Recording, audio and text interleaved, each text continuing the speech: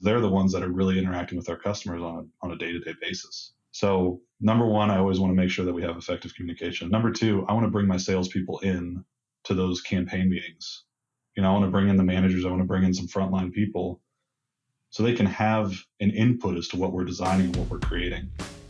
Today's guest is Brian Long, a seasoned digital marketing leader whose work has driven growth across industries by aligning strategy with what actually moves the needle. I asked Brian on the show because his take on leadership isn't just about metrics and campaigns. It's about trust, clarity, and adaptability. In this episode, we talk about navigating shifting expectations, leading teams through uncertainty, and how listening well can be your greatest competitive edge. In today's episode, it comes down to this. Growth starts when leadership gets clear on values, on vision, and on people.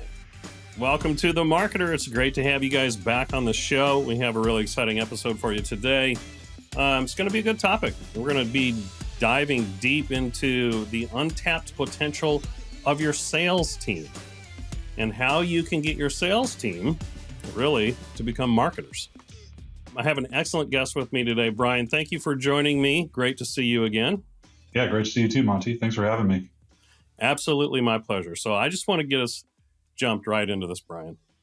So let's say you've got two kingdoms. One over here on the left, one over here on the right. In between them is a giant, vast divide. The kingdom on the left is marketing. The kingdom on the right is sales. And that's typically how it is in most companies. Would you agree? Yes, I would agree. It's definitely what I've found. How do you build a bridge between the two? Well, it's a great question, and it's a great place to start from, because when you're talking about sales and marketing, I think that is the stereotype you get, is that there's a no man's land between the two where nobody can tread, and it's convoluted, it's messy. But I think what most people don't realize is that they are completely intertwined together. When you have a successful marketing team, you can have a successful sales team, and vice versa. So I think they're intertwined a lot more than people realize. So in kind of bridging that gap and building a bridge there, I think for me, the best way to do that is kind of a simple one. And I know I'll probably have some people rolling their eyes out there in the audience when I say it, but it's effective communication. And to some people that can sound pretty trivial, right? It's, okay, so I just need to talk to them about things? Sure. What I mean by effective communication is aligning values between sales and marketing to make sure that you're all together going towards the same goal. Because at the end of the day, if we really want to boil this down into something, we're all here to make money, right? I think any salesman you talk to is going to tell you, I'm here to make money. That's what I do. And so to the same degree, that's what the marketing team's there for, right? It's to make sure that the sales team has the resources that they need to go out there and do their job. So that in building a bridge, and to answer your question, that's where I approach it first, is making sure that there's effective communication and making sure that marketing initiatives are in line with sales initiatives and vice versa. Brian, in your experience with the company that you're at right now, you've got both marketing, and in fact, you're the head of marketing, and you've got a lot of salespeople spread out across the country. So how did you take the steps to bring your teams together so that they can benefit one another? And why did you feel like it was necessary to do so? Taking steps to ensure that there are open communication channels between both teams. There's probably something you're going to hear me harp on throughout the rest of our discussion is this communication point. But you have to establish that first. And so I'll go back to a previous experience I had where my first job out of college, I was selling cameras. I was in sales. I was doing my thing. I was doing some good work. But our marketing team just kept pushing things to us that just didn't, it didn't really align with what I'm hearing on the front line. It's just, it doesn't make sense. And the messaging is just not correct. So what I did from my position, and, as a lowly sales coordinator, I reached out to the director of marketing and I had a conversation with him. And that was really beneficial for me in forming my future strategy of what I was going to do, because that marketing director was so open to talk to me, where I didn't think that that was going to be something that they were even interested in, because I was just a lowly salesperson. But I took that into later roles, where my first step as soon as I start a job is to make sure that everybody knows that nothing is off the table to talk. If I, as a marketing director, am pushing an initiative or pushing a campaign, and I have a sales coordinator that says this is just so out of touch with what I'm hearing on the front line from the people I'm trying to sell to, that's very valuable insight to me. I mean, even any salesperson that's out there, because they're the ones that are really interacting with their customers on a day-to-day basis. So number one, I always want to make sure that we have effective communication. Number two, I want to bring my salespeople in to those campaign meetings. I want to bring in the managers. I want to bring in some frontline people so they can have an input as to what we're designing and what we're creating. When you do that, that helps the salespeople to buy into what you're doing, because they feel their voice is heard. And if their voice is heard, they're going to put more emphasis on putting that in the field, and they're going to be more excited to talk about it in the field. So instead of hey, this guy up at corporate, handed me down, this marketing guy at corporate handed me down this thing I got to say, instead of that, it's, hey, they involved me in this. I was able to share my ideas and my opinion, and we crafted this collectively to put this out in the field, and it works and it's good. That's excellent advice. I work with a lot of companies, and typically there is you know, one of the reasons why there's such a divide between the two is they both think that they serve different roles. They both think that they have different responsibilities, right? And in a sense, from just a pure process standpoint, they do. But what you said was excellent. You got to get your teams on the same page with the same goal, right? It's not necessarily just about revenue production. That's ultimately the foundation. You've got to, you're setting your revenue goals and stuff like that. It's how do you go about communicating with your target market? How do you go about creating the interest in the conversations that matter for your teams? And I think that is kind of what you were just talking about. How do you know, providing a space to where they can both share both the good and the bad, and they can be open and honest with each other. Hey, that's not going to work. I think you need to do something different. Or, yes, this is working really well, and this is what I'm hearing from the customer.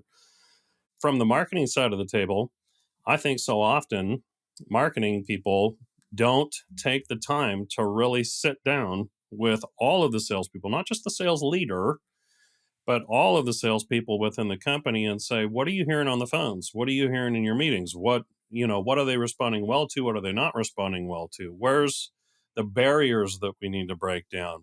What are the different pieces and components that we can put together to help you overcome those?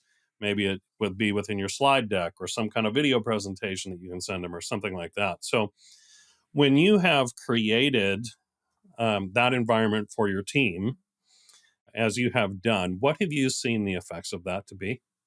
They're incredible. I mean, the sales guys are more excited to take the product into the field and to sell it. And they, like I said before, they feel like their voice has been heard. And I feel like, I mean, even circling back to our first question here, and we're talking about that chasm between sales and marketing. If you are just able to give them their voice, or give them a voice in the meeting, that goes such a long way to showing that you care what they're talking about, what they're experiencing, and that you want to put that into these campaigns. I think as a marketer, and just talking specifically to social media, I think we have our data that says, there's this particular demographic on Facebook, so we have to cater our content to target that. Where our salespeople will come in and say, well, maybe that's not our target demographic. Maybe our target demographic is a little bit different. And, I'm hearing a lot of resonance with this in the field with this particular demographic. Maybe we can go in that direction. And I think at times with some disjointed teams, that just falls on deaf ears, right? It's, hey, I'm hearing this resonates with this demographic. Well, in my experience, that's not what the data tells me. So I need to go in this direction. And that's a whole controversial topic. I'm sure we could explore even more is leaning away from the data at times and going with what's working in the field versus what the data is telling you. I think that's a great thing to discuss. because you, to your point, and sorry to cut you off on that, but to your point, data is the big thing in marketing right now, right? Everybody wants data driven decisions, and they want the data to drive the direction and the strategy. But you've got your team in the field, and they're really granular. They're the ones that are, marketing can say, yes, this is our target market. This is what's defined us based on the data. But then you've got your salespeople that are in the weeds, and they're the ones that are actually talking to it. And how do you match those? So, how does that work for you guys? So here at Safe Haven, our salespeople are awesome.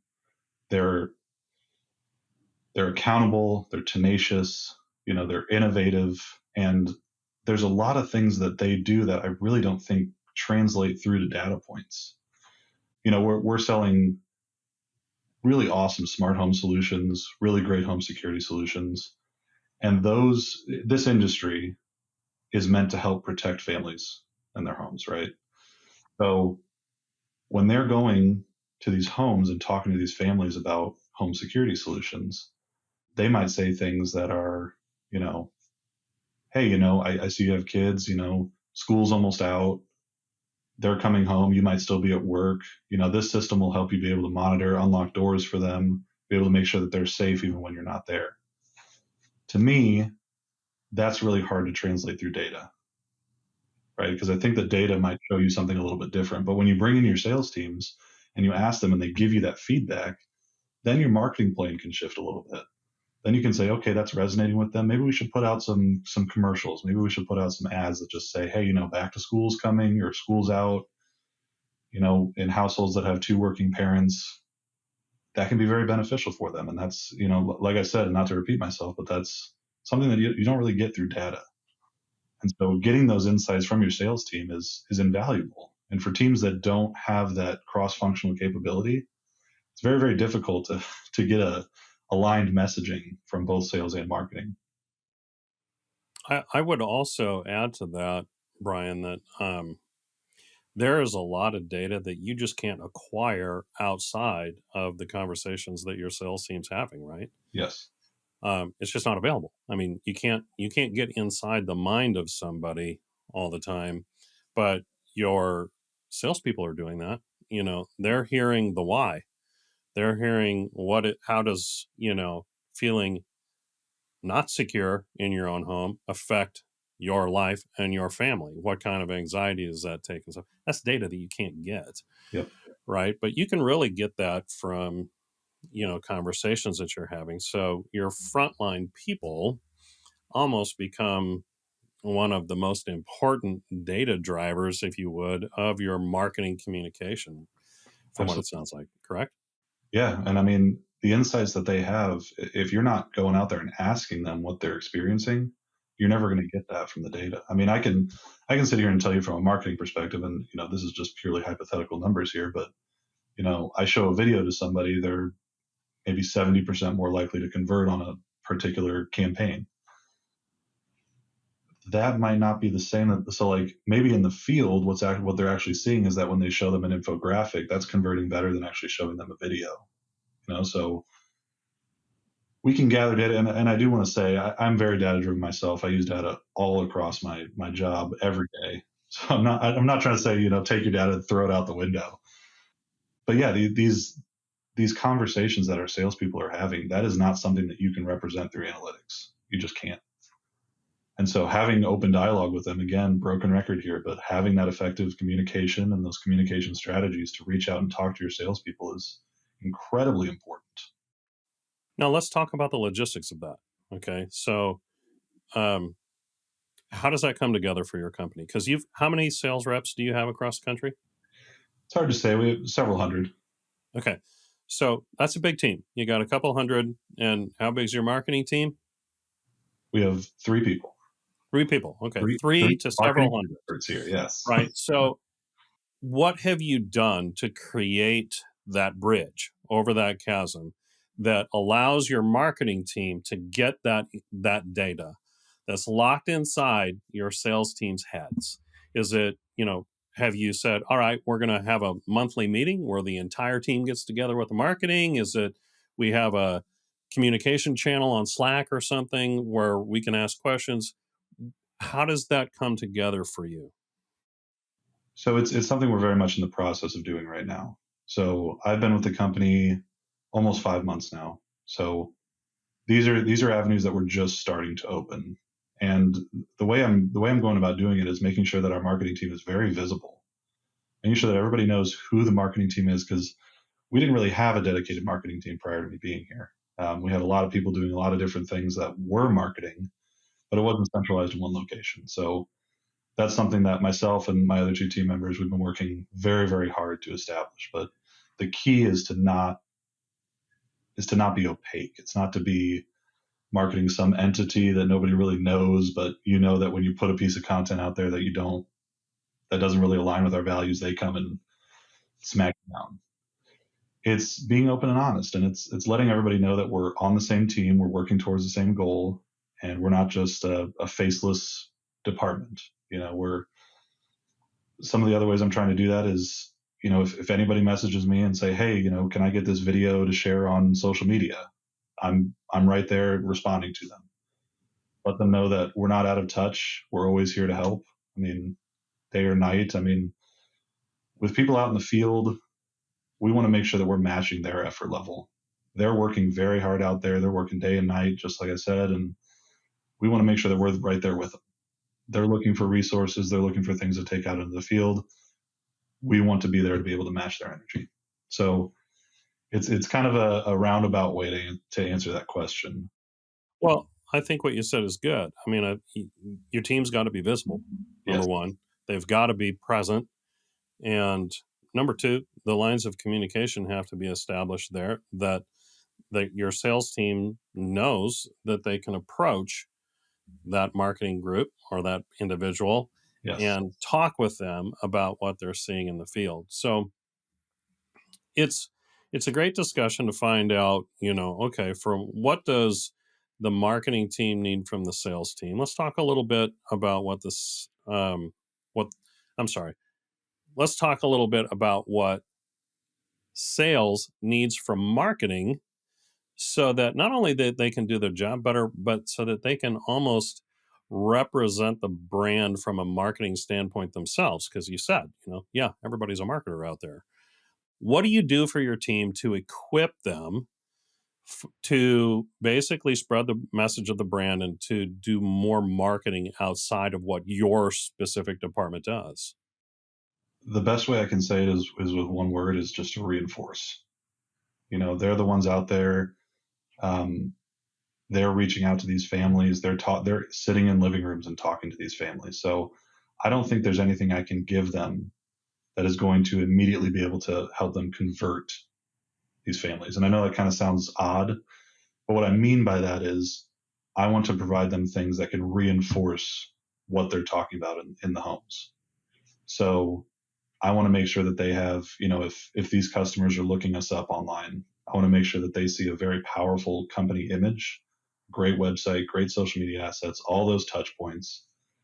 So that just reinforces who we are and what we're saying. I mean, we've been around for 25 years. That's a big thing to say in today's market. I mean, a lot of these companies don't stay around for very long, but we've stayed around that long because we stay close to a set of values.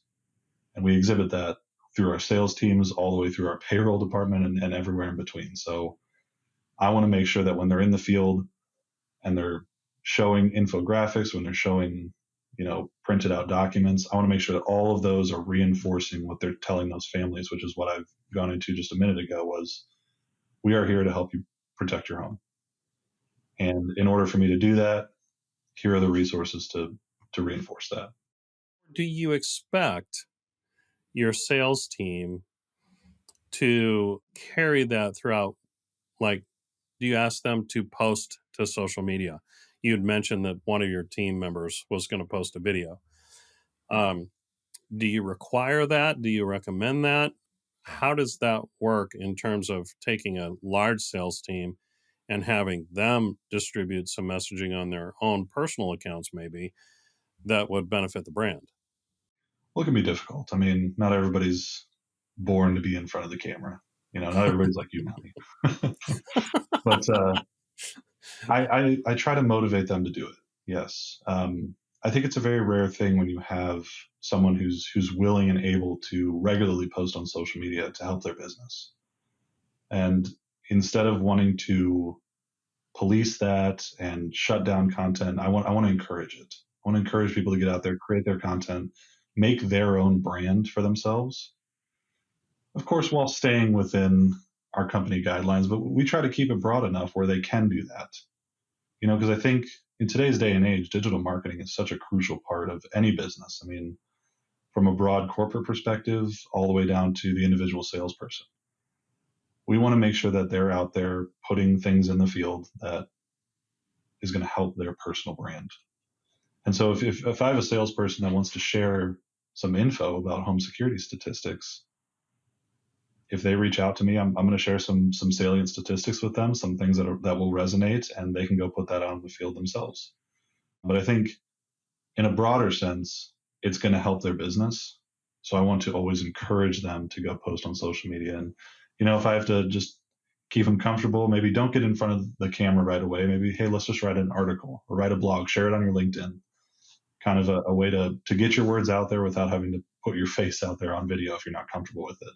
Once they see the returns on that article, maybe they get 4 or 5 people reaching out to them with questions or wanting to install home security. Then that snowball starts rolling. They see how much it can help their business, and they slowly will get to the point where they can post regular video content. Well, I'll tell you what, Brian, I mean, for those of you who are listening to this show and you're either a leader or a marketing leader at a company and a brand, and you're trying to figure this out, what Brian just shared with you is absolute gold. If you take nothing from this show, take this, okay? And that look at each of your sales members, each individual, as like their own personal brand. That is so crucial. And understand that they, in a sense, have their own business, right? They're on the street, they are out there daily trying to bring in new business for the company, but it's their own effort and what they're doing to create their livelihood. So it's almost, they're like little tiny entrepreneurs, if you would. And that's how you need to look at them. And how can you equip them as a marketer to go build the best personal brand that they can possibly create while it supports the overall corporate brand that they're working for? Because it's a rising tide floats all boats, right? If you've got 100 salespeople out there and they're all posting content, as long as you build a sandbox that they can play within, and I'll give them the freedom and the autonomy, if you would, to be able to go play within that sandbox, your brand distribution and awareness goes through the roof. So, can you share a story, Brian, about what the effects of that has been? Maybe somebody who is doing a really good job of building their own personal brand within the company. Does anything come to mind? I think we have several employees that have taken it upon themselves to do that, and I think they're going in very unique directions. One other thing, and I know this is kind of the hot button topic that everybody's talking about right now, is I do encourage AI resources as well. AI image generation, chat GPT, all that stuff, because that's also a very quick way for them to be able to put content in the field that's impactful. Of course, they need to edit it, make sure that it's sounding good and all that stuff. I know chat GPT, sometimes you can have some hiccups with that, but that's, and like I said, the couple of employees that I have out there that are doing really, really well are utilizing some of these AI resources. And it's always a bumpy start at first, but there's a mantra that I follow, and I've followed my entire career, is move yourself forward one step at a time every day. So it's do something every day to benefit yourself, to move your career forward. Whether that's, you open an article, you don't have to read the whole article, maybe just read one paragraph. Some days you're going to have a lot of motivation to, go 6-7 hours of ingesting content and learning. And the other days you're just, 10 minutes is a lot. So if they're out there and, they want to put content out there, they don't know where to start, because like you were saying, for them to go out there and build their own personal brand, it sounds like you're climbing Mount Everest. But if you can kind of reduce that to bite-sized steps where every day you can do something to help climb that mountain, you're going to look back after 6 months, after 12 months, and you're going to say, I can't believe that I did that. All you need to do is take that first step. All you need to do is start. Because once you can build up a habit, the sky's the limit. So that's what I'm communicating to some of our salespeople out in the field is, we all have to play by the same rules. We all have to play within brand guidelines, but I want you out there posting. I want you to help to keep building that brand, to keep helping your own business. Because I think you said it really well just then is they're out there building their livelihoods. And so if they're out there posting, it's music to my ears. But let's just, we can all stay in the same avenue and like I said, play by the same rules. But if they're posting, keep doing it. Yeah, encourage it for sure.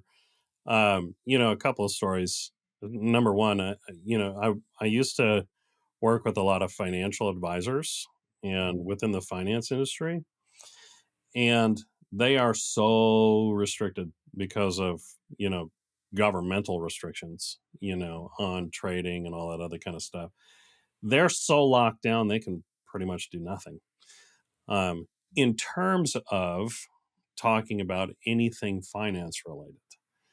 Now, with those types of companies, if I was a marketer there, I would say go on the personal level. Talk about your own, personal things. Talk about leadership principles. Talk about culture, those types of things so that people can help to get to know you. I had another company that I was working with, and we had their entire sales team in the conference room. And we were talking about this. They hadn't gotten into this yet. It was very much, marketing kingdom, sales kingdom. We don't talk. And so the whole goal was to get them to see that, okay, marketing, you really need this value added information from the conversations that your sales team is having. And sales team, you really need the sandbox that marketing can build for you. And you really do need to build that thought leadership so that you can establish trust, expertise, and authority as people go out and start, creating relationships with you and so on and so forth, right? So I had one salesperson who said in the meeting, said, I don't want to do any of that because my personal account is my personal accounts. And I don't think I should have to post anything business related to my personal accounts. I did it for a few weeks and all I got was my friend saying, why in the world are you posting all this stuff about logistics, which is the industry they were in, and they were getting sick and tired of seeing what, all this stuff about logistics I was posting. And my response to him was, are your friends potential clients? Or are they just your friends? And it doesn't mean that everything that you do out there has to be work related, but are you proud of what you do? And if you are proud of what you do, are you not proud to talk about it through your social channels? And I think for a sales team, they really need to understand for themselves, this is my own personal business. This is what I do for a living. I like it. And I want to tell people about it. And what that means is I'm going to share my thoughts. I'm going to share my perspectives about whatever it is from a business standpoint that is both beneficial for me personally, but for the brand that I work with. What's your thoughts about that? It's hard to build a personal brand. It's difficult. And I think we get a lot of reinforcement. I mean, I'm on social media all the time. Of course, social media is a big part of my job, but I see it reinforced across Reddit, YouTube. Everybody wants to build their personal brand. Everybody's posting videos. So it can at times really seem like you're just shouting into the void. And I think there's a lot of factors that reinforce this, but I think one of the more powerful ones goes back to something we kind of touched on, which is touch points. So, and in the financial world, this may be the case, but in our world, what happens when someone looks you up? What happens when a client looks you up online? It can be something that sales teams, a lot of times are like, oh, they're not doing that. I'm in the home with them. I'm talking to them, and they're not doing that. And I can promise you, probably over 90+% of the time, they are looking up you and the company. And so and I think you said it right there, and that's something that's resonating with me right now, and I'm just turning around in my head, is when you're able to show that you're passionate about what you do, that goes an infinitely long way to a potential customer to want to use your service or use your product. If you're passionate about it and you're posting about it, and like you said, it doesn't have to be every day turning on your camera and just talking about data or new logistics and things like that. It can, if you try a new restaurant, you can post it on there. I mean, it's your personal brand. You can do what you want, but the main thing is that you have to remain consistent. You will never talk to somebody who started a Facebook page, started a YouTube page, started an Instagram page, and in 2 weeks they had 100,000 followers. 100% of the time, everybody you talk to, oh yeah, I had to post for 2 years. I had to really get in line with what I was doing. I had to write my videos out. I had to plan ahead, and I had to post for 2 years before I really started getting traction. It's a long game for social media. If you can remain consistent, that's the name of the game. It does need to be consistent, but from a leadership standpoint, I also think that companies should look at incentivizing their teams to do this, not only for themselves, but it's effective for the brand. Now, there's a number of ways that you can do that. It doesn't always have to be monetarily. A lot of times it can just be by recognition. But I can imagine if I had 100 salespeople out there and I wanted to incentivize them to post, doesn't matter how often, right? Just post to social media. I would want to equip them to understand why it's good for them to do it, right? For them personally. But then as they do it consistently, for instance, if they post, I would want them to tag the company. And it could be done in the comments. It doesn't even have to be done in the post itself, right? It could be more of a personalized post about something that doesn't have anything to do with it, but then tag, the company in the comments with, if you're looking for this or if you need that, type of a deal, right? That one little thing is you're posting about what you want and about what your thought leadership should be, so on and so forth. But a comment is just as good because if people see a post, they're always going to typically see comments as well. And if that first one is pinned there about your company, you're doing just as well. So when as all these algorithms work, when you mention somebody, right? Now the marketing team can come back in and they can put their own comments on that. It will improve your reach to the post and it will give more feedback to, or more brand awareness, if you would, to the company. So as people do that, you could build up an incentive program for your team to say, hey, you do this 10 times a month, we'll give you some kind of recognition or we'll do whatever for you, right? Um, then the other thing is, I mean, like I was saying a little earlier, if you've got 100 people that are doing that, imagine the brand reach that you could have if all of your team only posted once a month. That'd be 100 posts a month that the marketing team could never do, right? So your reach would be amazing. Do you have any other ideas like that you could share um, as you think through it that come to mind?